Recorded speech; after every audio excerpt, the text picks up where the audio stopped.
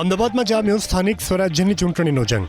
મુખ્યમંત્રી ભૂપેન્દ્ર પટેલ, જેમણે ઘાટલોડિયા વિધાનસભા મતક્ષેત્રમાં આવતા થલતેજ બોડકદેવ વોર્ડ નંબર 8માં આવતી સોસાયટીના ચેરમેન, સેક્રેટરીઓ સાથે સંવાદ કર્યો.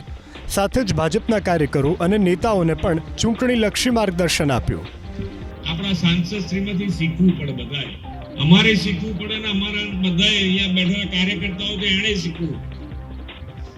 4 દાડા જો રેગ્યુલર અહીંયાથી ફોન આવે ને તો શંભુલાલ 5મે દાડ તો કે આજે તો હવે કઈ કહેતા જ નહીં, મને બહુ 4 દાડા દોડાવે છે.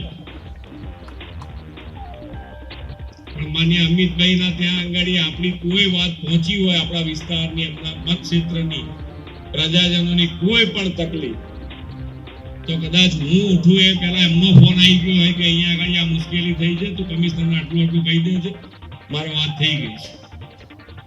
અને એ રાત્રે એમનું શેડ્યુલ અમે જોતા હોઈએ, અમે ઘણી વખત મિટિંગમાં બેઠા હોઈએ, તો લગભગ 12 વાગ્યા સુધી તો અમારી સાથે બેઠા હોય. એ પછી એમની મિટિંગ ચાલતી હોય તો એ 2 વાગે ઘેર જતા હોય અને સવારે 7 વાગે તો પાછો ફોન આવી જાય. એ કઈ કાર્ય પદ્ધતિ વિચારો છો?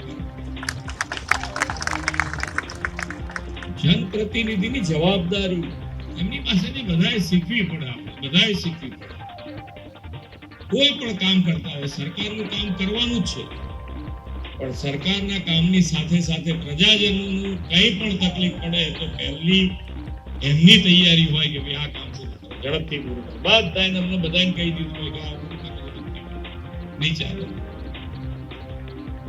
એટલે આપણે બધાને તો કામ કરવાના જ છે.